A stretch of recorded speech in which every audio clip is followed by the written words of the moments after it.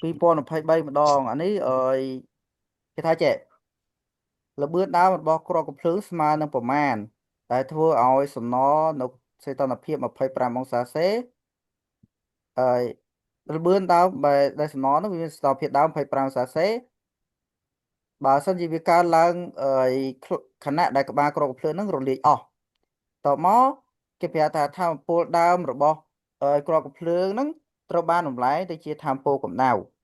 ថាមពលកាភ្លើងហ្នឹងត្រូវបានបំលែងទៅជាថាមពលកម្ដៅអញ្ចឹងអើយจึងចង់រករយៈសីតុណ្ហភាពដើមរបស់គ្រាប់កាភ្លើងអញ្ចឹងពេលរកសីតុណ្ហភាពដើមរបស់គ្រាប់កាភ្លើងហើយយើងនិយាយពីថាមពលតិចរកសីតុណ្ហភាពដើមរបស់គ្រាប់កាភ្លើងអូសំទោសរកល្បឿនមិនសីតុណ្ហភាពទេរកល្បឿនដើមរបស់គ្រាប់កាភ្លើងគ្រាប់កាំភ្លើងបាទអញ្ចឹងពេលរកល្បឿនដើមរកអីរបស់គ្រាប់កាភ្លើងយើងត្រូវមើលទៅលើលក្ខខណ្ឌរបស់វាថាគ្រាប់កាភ្លើងហ្នឹងមិនយើងនិយាយពីច្បាប់រក្សាថាមពលមេកានិកឬក៏ច្បាប់គោលការណ៍ច្បាប់រក្សាក្នុងម្លាយថាមពលពេលដែលយើងបាញ់កាភ្លើងណាគ្រាប់កាភ្លើងវាមានល្បឿនដល់ពេលមានល្បឿនវាមានថាមពលស៊ីនេតិកថាមពលស៊ីនេតិកនៅថ្នាក់ទី8យើងសេអឺពេអញ្ចឹងណាស្មើចាកា1លើ2 mv ការ៉េអញ្ចឹងអត់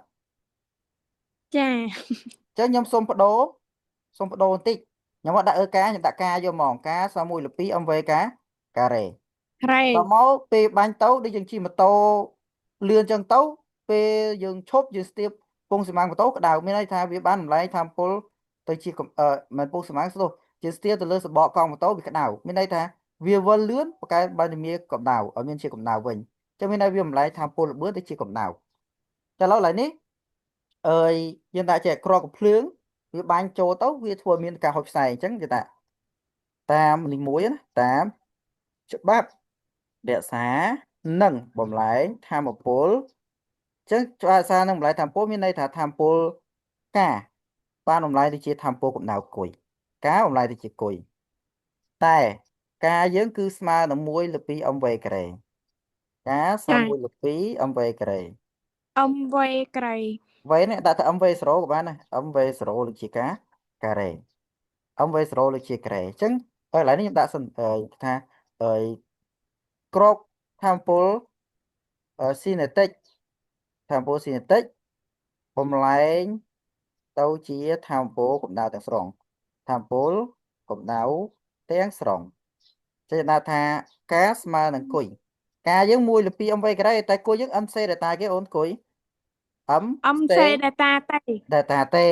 ប៉ុន្តែវាត្រូវចាំមានបូកមួយទៀត ml lf មានថែមមករូបមន្តទៀតបានថ្មី MRI នេះមកពីណាទៀតហើយចេះដោយសារតែវាថាសំណរលាយឬក៏បង្ហួតគឺថែម LF ថែម ML នេះមួយទៀតណាអូនណា ML នេះគឺកើតមានឡើងនៅពេលដែលវារលាយអញ្ចឹងចំណាំរលាយឬក៏បង្ហួតគឺថែម ML មួយទៀតតនេះទាំងអស់គ្នាតនចំណាំថាមានរូបមន្តថ្មីថាបើសិនជាវាអើយក្តៅវារលាយបើថាវាគ្រាន់ក្តៅធម្មតាអឹមសេតាទេតែបើមានពាក្យថារលាយឬក៏កម្ដៅឡាតង់យើងត្រូវដាក់ ml មួយទៀតអញ្ចឹងយើងដាក់ថានោះយើងបានការយើង1លើ2 mv ការ៉េ1លើ2 mv ការ៉េ v0 ការ៉េស្មើនឹងគួយយើងគឺមាន mc ដេតាទេ mc ដេតាទេបូកឲ្យ mlc mlc តោះមកយើងទាញរកល្បឿនវេទេឬក៏ប៉ុន្តែសំទោសម៉ាវាខុសគ្នាណាអូនម៉ាអឹមតូចនេះគឺម៉ាក្របកំភ្លើងម៉ាអឹមតូចនេះម៉ាក្របកំភ្លើងអឹមនេះគឺម៉ាស្អីគេខ្លះមើលសិនអឺអាហ្នឹងម៉ាក្របកំភ្លើងដូចគ្នាព្រោះថាក្របកំភ្លើងហ្នឹងបាញ់ទៅក្របកំភ្លើងវារលាយតែប៉ុណ្ណោះវាឈប់ហើយរលាយអញ្ចឹងមានន័យថាក្របកំភ្លើងដូចគ្នាអញ្ចឹងអឹមដូចគ្នាអូន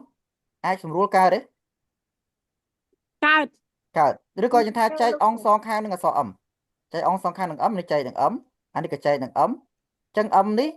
យើងអានេះយើងក៏ចែកនឹងអឹមដែរយើងមានន័យថាយើងចែកបែបពីបែងអញ្ចឹងអឹមនេះសម្រួលគ្នាអស់ហើយអញ្ចឹងយើងអាចសម្រួលចេះចាយើងដាក់ឬលើនេះចុះឬ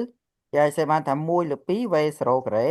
ស្មើនឹង1លើ2 v0 ការ៉េស្មើនឹងសេដេសេសេដតាតៃសេដេតាទេ បូកឲ្យ l តូច c ទេមិន l តូច c ទេ l អែបសំទោសអែបហ្នឹងមកពីរលាយយើងតាំងពី l អែបពីរលាយហ្នឹងក្រោយមកទៀតយើងចង់បានលបឿនវេអានេះអាពីរនេះចែកបងទៀតបានគេចែក គុណ បងទៀតបានគុណណានាំឲ្យវេស្មើនឹងឬនៃវេស្មើវេ0ស្មើនឹងអើយអានេះ2ចែកបងទៀតគុណ2 c ដេតាតេ2គេតាឲ្យ បងនឹង c ដេតាតេបូកឲ្យ l lf អញ្ចឹងណាប៉ុន្តែត្រូវចាំ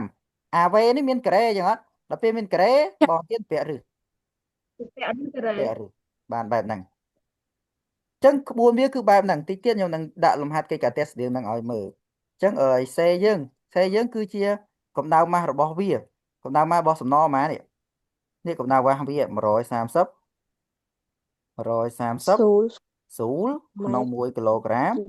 អង្សាសេអញ្ចឹងស៊ូលក្នុង1គីឡូក្រាមអង្សាសេហើយមួយទៀតតកតងជាមួយនឹង L L ហ្នឹងគឺកម្ដៅឡាតង់ L អែបណា L L អែបហ្នឹងកម្ដៅឡាតង់រលាយហ្នឹងនេះ20ម៉ានេះ24.5ចុច5សូលស៊ូលក្នុង1 គីឡូក្រាម គីឡូក្រាម គីឡូ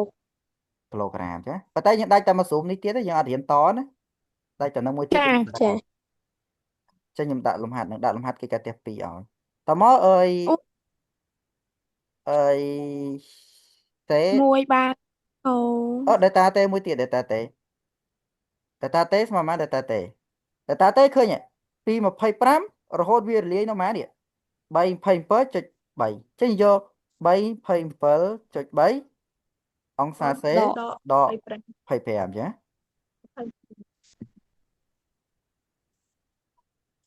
អានេះអង្សាសេដកឲ្យ25អង្សាសេស្មើនឹង302.3អង្សាសេអញ្ចឹងណាប៉ុណ្ណឹងអាហ្នឹងអញ្ចឹងគេបាន V0 ស្មើនឹងឫសនៃស្មើឫសនៃ2កតាឲ្យ C យើងនេះគឺ1130คูณនឹង delta T យើងគឺ302.3បូកឲ្យ24.5ស្មើនឹងចាហ្នឹងទៅប្រើកាសូហើយយើងយក130คูณជាមួយនឹង302.3បូកឲ្យ24.5ស្មើហើយគុណអាក្រៅនេះលេខ2គុណ2ស្មើហើយចេញពីឫស